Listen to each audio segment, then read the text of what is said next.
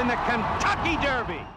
Well, 12 more horses now on the leaderboard. I'm Jill Byrne for the road to the Kentucky Derby, and it was a crowded road this weekend. 3 prep races on the road to the Kentucky Derby. Let's get to it. We'll start at Keeneland with the Dixiana Breeders' Futurity. Now this on the synthetic polytrack surface, a full field, a crowded gate for the Futurity, and it was the horses that were able to stay out of trouble that ended up in the top, and the leader there was Joe Ha. He went gate to wire from his inside post, and this horse trained by Mike Maker, who last year sent out Hanson on the road to the Kentucky Derby. Joe Ha is a son of Joe Har, which to me means turf and synthetic, so we'll see how he progresses through the winter. Other horses that ran well in here, second was Dynamic Sky, and then we had Java's War and Pataki Kid, who had won the Arlington Futurity. But I would really be inclined to watch the replay of this race. There was a lot of trouble in the back, as you would expect, with a crowded field of 14. I'm still not giving up on He's Had Enough, who had a terrible trip in the Breeders' Futurity. Well, we're going to head on up to Belmont Park in New York for the Champagne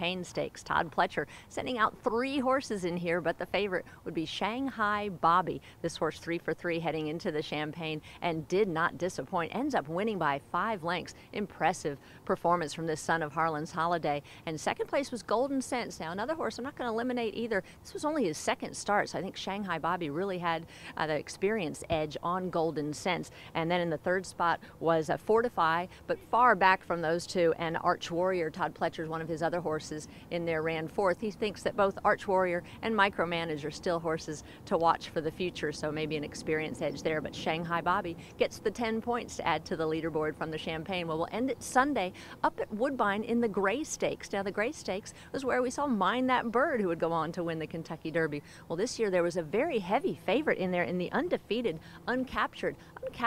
He was very rank. That means he was pulling extremely hard going into the first turn and really never settled down at all. And then when push came to shove down the stretch, and there was a little bit of shoving, he had nothing to offer. It would go to a horse who had never won a race before, and that was River 7, a son of Johannesburg. Ends up winning the Gray Stakes and getting the 10 points on the leaderboard. Second in there was Tesseron, and then Indiana Jones at huge price. Fire Iron was 4th, so no points at all for the heavy favorite in there, Uncaptured. Well, that gets us caught up on the road to the Kentucky Derby. Make sure to check the leaderboard on KentuckyDerby.com and on USA Today.